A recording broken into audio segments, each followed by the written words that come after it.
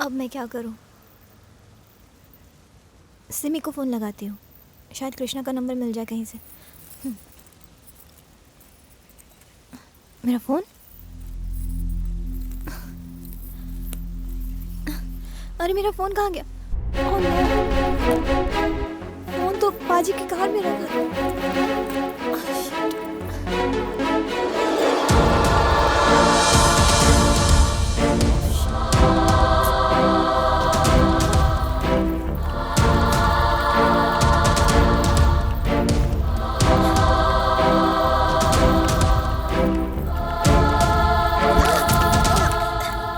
Oh, I'm so sorry. I'm sorry. I'm Oh, shit. extremely sorry.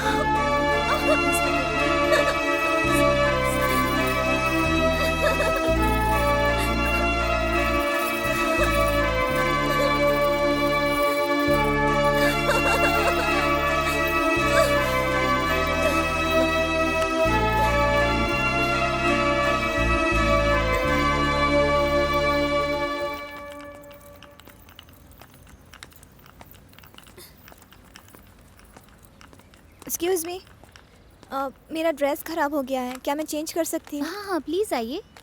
Thank you. यहाँ हाँ.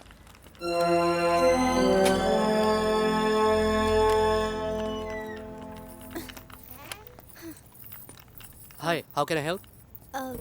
भैया एक phone करना था इंडिया। वो 2 पाउंड पर मिनट का लगेगा। ठीक है।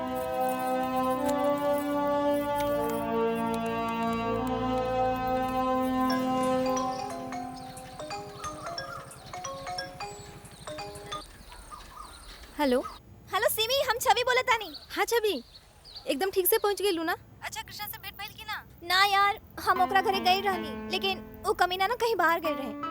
अब शायद काल्हे मुलाकात हुई। अच्छा ठीक बा, कोनो बात नहीं के. जब तू इतना दूर गईले बारू तब बिना भेंट कइले आइहा मत. अच्छा ठीक बा। अच्छा सुनो, हमार ना फोन कहीं भुला गइल बा। कैसे? तो यही से हम तोहरा के एने से बीच-बीच में फोन करत रहब। और हमार घर वाला लोग कुछ तोरा से पूछत ना रहे।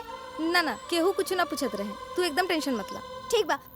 तू एगो काम करी हा, कौनो बहाना से ना सांझे के हमरा घरे जाके ना पापा या कुमुद से ना कृष्णा के नंबर निकाले के कोशिश करी हा। अच्छा ठीक बा, तू एजा के एकदम टेंशन मत करा. हम बानी ना. Hello hello hello. हेलो सिमी, सुना तारू ना? हमार घर के लोग पूछिए तो कह दिया हम मुंबई में बानी। तू टेंशन मत ला, हम एजा बानी ना, सब संभाल ले. हेलो हेलो सिमी, हेलो सुन ले। झूठी कहीं की एक नंबर के झूठी बाड़ू तू. ओने मुंबई बोल के लंदन घूमा तारू.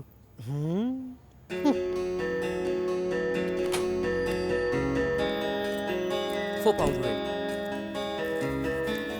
4 पाउंड।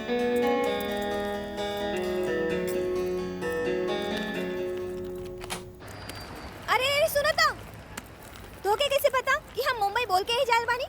हमके का सारा लंदन के पता चल गेल बा कि तू एक नंबर के झूठी बाड़ू और ई मुंबई के बहाना करके यहाँ लंदन मटर गश्ती करे खातिर आइल बाड़ू. सभी के पता चल गए। और का अब जब इतना चिल्लाइबू तो लोग के पता ना चली. वैसे एगो बात बतावा, तू इंडियन बाड़ू, ई बतौला के का जरूरत रहे? हम कहाँ बताओ नहीं हम। अरे सारा दुनिया जानेला कि इतना चिल्ला चिल्ला के फोन पे बतियावे वाला पक्का इंडियन होला. I don't care. अच्छा एगो बात बतावा, तू जेकरा से मिला आइल रहलू वो मिलल? हम काहे तो के बताई? मत बताओ.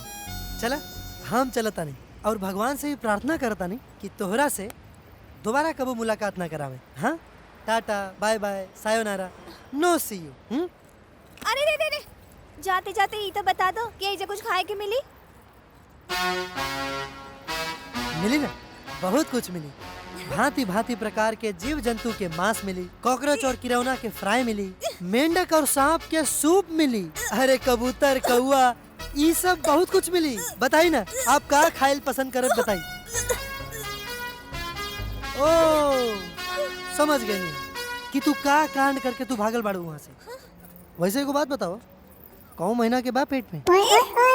हम इंडियन लेके है। हाँ तो इंडियन सिनेमा में देखले रहनी हो कि जब ऐसा कुछ गड़बड़ घोटाला होला ना तो हीरोइन सब के ऐसा वैक वैक सब करे लागे सन, उल्टी आवेला. ऐसन बात नहीं है। ई तो ये सब बकवास डिश के नाम लेला है ना, एही से हमके उल्टी जैसे लागे लागत।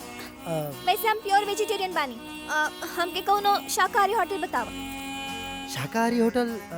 शाकाहारी होटल खातिर तो तोरा हौसलो जाके पड़ी। और ये हौसलो कहाँ बा? कहाँ भइल? हौसलो चला हम वैसे जाता नहीं, तोहरा के भी छोड़ देता नहीं, चला। नौटंकी कहीं का।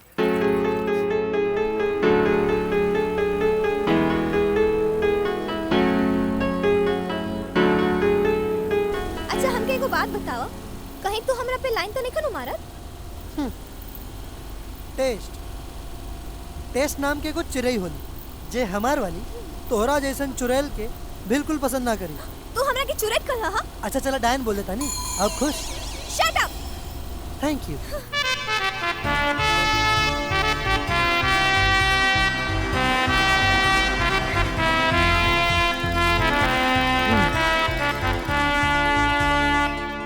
अब तो के कोरा में उठा के लेके जाके पड़ी का। चला उतरा, आ गेल तोहार प्योर वेजिटेरियन शुद्ध शाकाहारी रेस्टोरेंट। पूरा फिल्म देखे खातिर अभी डाउनलोड करी दंगल प्ले ऐप।